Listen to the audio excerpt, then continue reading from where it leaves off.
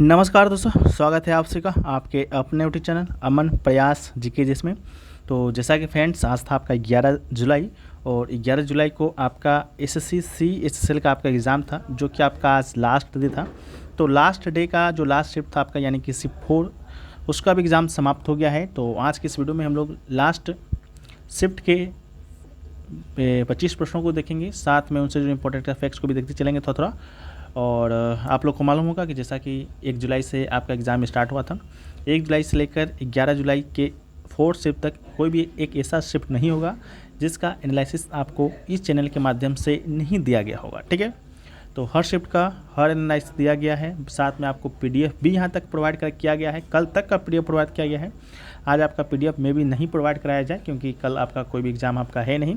तो आंसर की से आएगा तो आंसर की से अपडेट करके बाकी का PDF आपको दे दिया जाएगा। ठीक है, तो आप लोग से बस यही कहना है कि अगर आप लोग को थोड़ा सा भी अगर प्रॉफिट हुआ हो इस चैनल के माध्यम से और इस एनालिसिस के माध्यम से, तो आप लोग चैनल को सब्सक्राइब कीजिएगा। जो लोग सब्सक्राइब कर लिए हैं वो लोग नोटिफिकेशन बिल कॉल पर क्लिक कीजिएगा। साथ में अगर वीडियो ये पसंद आए तो वीडियो को भी लाइक करना है और वीडियो पर कमेंट भी करना है। ठीक है, तो चलिए हम लोग बढ़ते हैं आज के पहले प्रश्नों से। तो आज का पहला जो प्रश्न है वो पूछा गया कि 2011 क्रिकेट वर्ल्ड कप जो हुआ था, जिसमें भारत आपका विजेता बना था, उसकी कप्तानी किसने किया था। ठीक है, तो मे भी कोई भी एक ऐसा बच्चा ना होगा जो ये आपका गलत करके आए होंगे। तो इसका राइट आंसर आपका महेंद्र सिंह धोनी यानी MS धोनी होगा। 2 अप्रैल 2011 को महेंद्र सिंह धोनी की अगुवाई में आपका 28 साल के बाद है जो कि भारत है जो कि वर्ल्ड कप जीता था। और 2011 वर्ल्ड कप की मेज़बानी की बात करते हैं तो यह आपका श्रीलंका, बांग्लादेश और भारत की संयुक्त मेज़बानी में हुआ था। फाइनल आपका भारत श्रीलंका के बीच में खेला गया था, इस बात को भी आप याद रखिएगा। बाकी नेक्स्ट प्रश्न की ओर बढ़ते हैं। तो नेक्स्ट प्रश्न आपका पूछा गया कि ध्रुव जो तारा होता है वो किस दिशा को इंगित करता है। ठीक है, तो इसका जो राइट आंसर है आपका उत्तर दिशा होगा। प्राचीन समय में लोग तारों की मदद से ही रात के दौरान दिशा निर्धारित करते थे। उत्तर तारा उत्तर दिशा को इंगित करता है, इसे ध्रुव तारा भी कहा जाता है। ठीक है, तो इसको भी याद रखिएगा।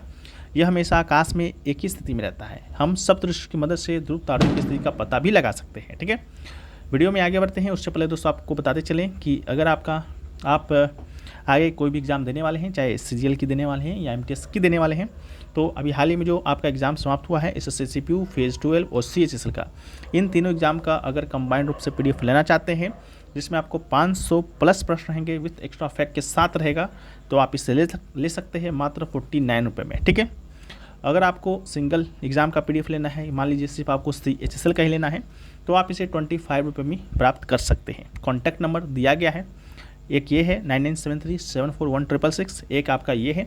दोनों में से किसी एक पर संपर्क कीजिएगा, आपको ये PDF मिल जाएगा। ठीक है, हम लोग बढ़ते हैं नेक्स्ट प्रश्न की ओर। तो नेक्स्ट प्रश्न पूछा गया कि क्रिकेट में बैट्समैन की सिर के ऊपर से जाने वाली गेंद को क्या कहते हैं। ठीक है, तो इसका राइट आंसर होगा नो बॉल। ठीक है, आप लोग को मालूम होगा जब बैट्समैन आपका खेल रहा होता है, बॉलर आता है, बाउंसर मारता है और खिलाड़ी के ऊपर से गुजर जाता है, तो अंपायर उसको नो बॉल करार देता है। ठीक है, तो उसको राइट आंसर नो बॉल होगा। अंपायर किसी गेंद के लिए नो बॉल का संकेत देगा जो पिच होने के बाद पंपिंग क्रीज पर सीधे खड़े स्ट्राइकर के सिर की ऊंचाई से ऊपर से गुजर जाती है या निकल जाती है। ठीक है, नेक्स्ट क्वेश्चन पूछा गया कि किस राज्य के विधानसभा सदस्यों का वेतन 2022 में 23 नहीं होगा 2022 में आपका 66% बढ़ाया गया था, जिसका राइट आंसर आपका दिल्ली था। दिल्ली विधानसभा में जुलाई 2022 में विधायकों, मंत्रियों और मुख्यमंत्री की सैलरी में बढ़ोतरी का प्रस्ताव पारित किया गया था। इस प्रस्ताव को राष्ट्रपति से मंजूरी मिलने के बाद दिल्ली सरकार के लॉ डिपार्टमेंट ने वेतन बढ़ोतरी का नोटिफिकेशन जारी किया था।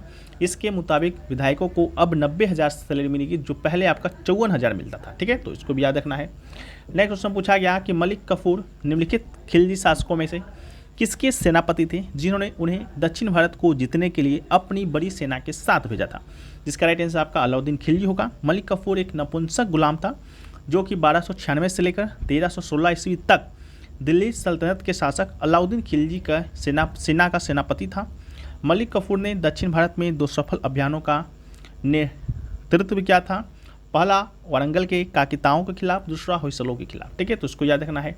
अगला क्वेश्चन पूछा गया कि जालियांवाला बाग हत्याकांड का जिम्मेदार कौन था। ठीक है, तो इसका जो राइट आंसर है आपका जनरल डायर होगा। जालियांवाला बाग हत्याकांड, जिसे कि हम लोग अमृतसर नरसंहार के नाम से भी जानते हैं, 13 अप्रैल 1919 को आपका ये गठित हुआ था। पंजाब के अमृतसर में बैसाखी का त्यौहार चल रहा था। ठीक है, रॉलेट एक्ट के प्रति अस्वीकृति व्यक्त करने और स्वतंत्रता समर्थक कार्यकर्ताओं सैफुद्दीन किचलू और सत्यपाल की आशंका व्यक्त करने के लिए जलियांवाला बाग में एक बड़ी और अहिंसक सभा बुलाई गई थी और अस्थायी brigadier general Reginald E.H. Dyer ने निहत्थे नागरिकों की भीड़ को घेर लिया और उनकी सार्वजनिक सभा की प्रतिक्रिया में खुली गोलीबारी का आदेश दिया। इस घटना के बाद रविन्द्रनाथ टैगोर ने अपनी नाइटहुड की उपाधि त्याग दी थी। महात्मा गांधी ने अपनी केसर हिंद की उपाधि छोड़ दी थी। रॉलेट एक्ट के खिलाफ सत्याग्रह वापस लिया था। नेक्स्ट क्वेश्चन है कि भारत के किस राज्य में बौद्ध जनसंख्या सर्वाधिक निवास करती है? तो राइट आंसर आपका महाराष्ट्र होगा। महाराष्ट्र में बौद्ध धर्मराज का एक बड़ा धर्म है। महाराष्ट्र भारत का सबसे ज़्यादा बौद्ध धर्म वाला राज्य है। बौद्ध धर्म महाराष्ट्र की संस्कृति का महत्वपूर्ण हिस्सा है। सातवाहन काल के दौरान महाराष्ट्र में बौद्ध धर्म का प्रसार बहुत बड़े पैमाने पर हुआ। नाग लोगों ने धर्म प्रसार के लिए अपना जीवन दांव पर लगाया था। हजारों बुद्ध गुफाएं, मूर्तियां बनाई गई थी। भिक्षु के माध्यम से नाथों तक और नाथों से वारकरी संप्रदाय तक बौद्ध धर्म फैलता गया और 7वीं शताब्दी तक महाराष्ट्र में बौद्ध धर्म व्यापक रूप से प्रचलित था। 2011 के भारतीय जनगणना के अनुसार देखें तो भारत में 29,84,42,972 बौद्ध थे। उनमें से सबसे ज़्यादा 6,65,31,200 यानी कि 57.36% बौद्ध महाराष्ट्र राज्य में अकेले थे। इसके अलावा महाराष्ट्र की कुल जनसंख्या का 56% जो है आपका बौद्ध जनसंख्या है। नेक्स्ट क्वेश्चन पूछा गया, प्रेस और पुस्तक पंजीकरण अधिनियम किस वर्ष पारित किया गया था? तो राइट आंसर आपका 1867 होगा। प्रेस और पुस्तक पंजीकरण अधिनियम भारत में मुद्रण, प्रेस और समाचार पत्रों को नियंत्रित करने के लिए बनाया गया कानून है। इसका उद्देश्य मुद्रण उद्योग को विनियमित करना, भारत में मुद्रित पुस्तकों और समाचार पत्रों की प्रतियों को संरक्षित करना और ऐसे प्रकाशनों के पंजीकरण की सुविधा प्रदान करना है। 1867 में अधिनियमित इस कानून ने 1835 के मैटकोप अधिनियम का स्थान लिया था। अपने पूर्ववर्ती के विपरीत 1867 का प्रेस पुस्तक पंजीकरण अधिनियम प्रेस पर प्रतिबंध या नियम लागू नहीं करता है। हालांकि यह अनिवार्य है कि मुद्रित सामग्री में मुद्रक, प्रकाशक और प्रकाशन स्थान का नाम शामिल हो। अगला क्वेश्चन पूछा गया, एंथ्रासीन किस विलयन में घुल जाता है? 4 ऑप्शन दिए गए थे। उन ऑप्शन में एक ऑप्शन आपका बेंजीन का था जो कि आपका राइट आंसर था, तो इसका राइट आंसर आपका बेंजीन होगा। इसके अलावा एंथ्रासीन की बात करते हैं जिसका सूत्र होता है C14H10, एक ठोस पॉलीसाइक्लिक एरोमेटिक हाइड्रोकार्बन है। इसमें 3 संगलित बेंजीन वलय होते हैं। यह कोल तार के घटक है जिसका उपयोग लाल डाई एलर्जीन और अन्य रंगों के उत्पादन में किया जाता है। एंथ्रासीन रंगहीन लेकिन परावैंगनी विकिरण के तहत एक नीला प्रतिदीप्ति प्रदर्शित करता है। सूत्र आपका ये होता है, क्वथनांक 340 डिग्री सेल्सियस, घनत्व 1.25 ग्राम प्रति सेंटीमीटर क्यूब। वर्गीकरण की बात करते हैं तो पॉलीसाइक्लिक एरोमेटिक हाइड्रोकार्बन में, और एंथ्रासीन को लवण एंथ्रासीन के मिश्रण से अलग करने के लिए ऊर्ध्वपातन का उपयोग किया जाता है। इस बात को भी आप याद रखिएगा। नेक्स्ट क्वेश्चन पूछा गया, हरित क्रांति से संबंधित व्यक्ति नहीं है। ठीक है, 4 ऑप्शन दिए गए थे। एक ऑप्शन में आपका पी चिदंबरम था जो कि आपका इसका राइट आंसर था, क्योंकि पी चिदंबरम का संबंध आपका हरित क्रांति से नहीं था। बाकी 3 ऑप्शन दिए गए थे। MS स्वामीनाथन था, नॉर्मन ब्लॉक था और आपका चिदंबरम सुब्रमण्यम का भी नाम दिया गया था। एक नाम पी चिदंबरम का था, तो इसका राइट आंसर आपका यही था। ठीक है, तो ये पूछा गया। नेक्स्ट क्वेश्चन देखिए, पूछा गया कि फंडामेंटल जो ड्यूटी है यानी कि मौलिक जो कर्तव्य है वो संविधान में शामिल क्यों नहीं किया गया था जब आपका संविधान लागू हुआ था? ठीक है, तो ऐसा इसलिए किया गया था क्योंकि संविधान में मौलिक रूप से शामिल कर्तव्यों का पालन लोगों के द्वारा किया जाएगा, भले उन्हें संविधान में शामिल नहीं किया गया हो, ऐसा मानना था संविधान सभा के सदस्यों के द्वारा। कुछ कर्तव्य अस्पष्ट और आम आदमी के लिए समझने में कठिन थी, इसलिए भी नहीं शामिल किया गया था। बाद में जाकर 1976 में 42वां संविधान संशोधन के माध्यम से इसे शामिल किया गया था। अगला है कि राष्ट्रीय गीत देश से लिया गया है, जिसका राइट आंसर आपका आनंद मठ था। आनंद मठ की बात करते हैं, बंगाली कथा है जिसे बंकिम चंद्र चट्टोपाध्याय के द्वारा 1882 में लिखा गया था। वंदे मातरम एक बंगाली कविता है जिसे बंकिम चंद्र चटर्जी ने 1870 के दशक में लिखा था, जिसे उन्होंने अपने 1882 के बंगाली उपन्यास आनंद मठ में शामिल किया था। इस आनंद मठ में आपका सन्यासी विद्रोह का चर्चा किया गया है, जो कि आपका प्रश्न बन चुका है, तो याद रखिएगा। अगला है, एक निम्नलिखित में से किस केंद्र शासित प्रदेश में महिला साक्षरता दर सबसे अधिक है? तो राइट आंसर आपका लक्षद्वीप होगा।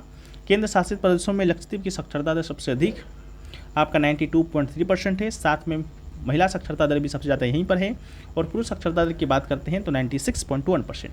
अगला है कि भारत का कौन सा राज्य कपास का सबसे बड़ा उत्पादक है? तो राइट आंसर आपका गुजरात होगा। गुजरात कपास का सबसे बड़ा उत्पादक राज्य है। कपास सबसे महत्वपूर्ण नकदी फसलों में से एक है, कुल वैश्विक रेशा उत्पादन का लगभग 25% है। और तमिलनाडु उड़ीसा में भी कपास उगाया जाता है। कपास गर्म जलवायु में बढ़ती है और कपास के लिए काली मिट्टी बहुत उपयुक्त होती है। काली मिट्टी नाइट्रोजन, फास्फोरस, कार्बनिक पदार्थ में खराब होती है। काली मिट्टी को लावा मिट्टी या रेगुलर मिट्टी भी कहा जाता है, याद रखिएगा, ठीक है।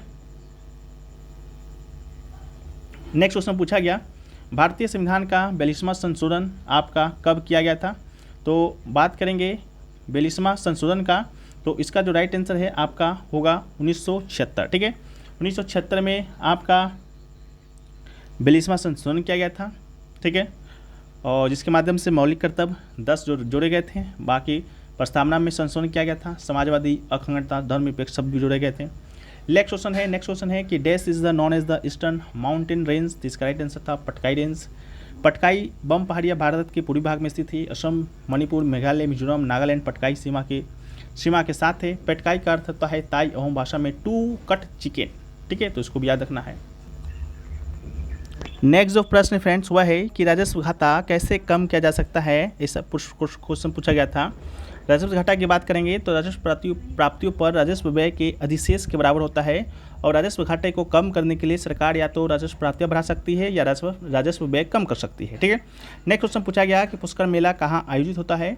तो इसका जो राइट आंसर है आपका अजमेर होगा। पुष्कर मेला भारत के सबसे मवेशी ऊँट मेलों में से एक है। ये आपका अजमेर जो कि राजस्थान में पड़ता है, कार्तिक मेले के रूप में भी जाना जाता है, वहाँ पर आपका आयोजित होता है, ठीक है। हाँ बोलिए। तो इसका राइट आंसर होगा। इसके बाद दोस्तों क्वेश्चन पूछा गया, ए पर्सन रिलेटेड टू हिंदुस्तानी संगीत आस्कर, ठीक है। तो कुमार गर्दभ, मल्लिकार्जुन, भीमराप्पा मशहूर, भीमसेन जोशी, पंडित जसराज, गंगूबाई हंगल, किशोरिया मोनकर, बड़े गुलाम अली खान, रहीम फहीमुद्दीन डागर, चन्नूलाल मिश्रा, रामाकांत गुदेचा, उमाकांत गुदेचा, राजन मिश्रा, साजन मिश्रा, इन सभी का संबंध आपका हिंदुस्तानी संगीत सही है। तो इनमें से कोई एक ऑप्शन होगा, उसको आप लोग सही कर लीजिएगा। नेक्स्ट क्वेश्चन पूछा गया फ्रेंड्स कि आपका घुड़सवारी से संबंधित शब्दावली दिया गया था, और शायद जिसमें से आपका नॉकडाउन दिया गया था, जो कि आपका इसका राइट आंसर था, ठीक है। तो यही सभी क्वेश्चन जो कि आपके एग्जाम में 4th शिफ्ट में देखने को मिला था। बाकी 1-2 प्रश्न और देखे गए थे, जैसा कि आपका एक सैलादान से संबंधित कोई प्रश्न आया था, ठीक है। तो इसको भी याद आप लोग बताइएगा। सैलादान से 3 सेंटेंस दिए गए थे, पूछा गया था कौन सा स्टेटमेंट आपका गलत है, करेक्ट है पूछा गया था, ठीक है। तो यही सभी क्वेश्चन थे। बाकी और 1-2 क्वेश्चन छूट गए होंगे, उसको हम लोग PDF में देंगे। और MS वर्ड से आपका आया था कि हेल्प के लिए क्या प्रेस करना पड़ेगा, और एक आपका maximum value in MS word था, ऐसा कुछ था, ठीक है। तो आप लोग कमेंट सेक्शन में बता दीजिएगा। बाकी वीडियो को आप लोग लाइक कर दीजिए, जैसा कि आप लोग को पहले ही बता चुके हैं कि 1 से लेकर 11 जुलाई तक के सभी शिफ्ट का एनालिसिस आपको हम प्रोवाइड कराए हैं। तो आप लोग वीडियो को लाइक कीजिए, कमेंट कीजिए और चैनल को सब्सक्राइब जरूर कीजिएगा। मिलते हैं हम लोग नेक्स्ट वीडियो में, जब तक के लिए जय हिंद।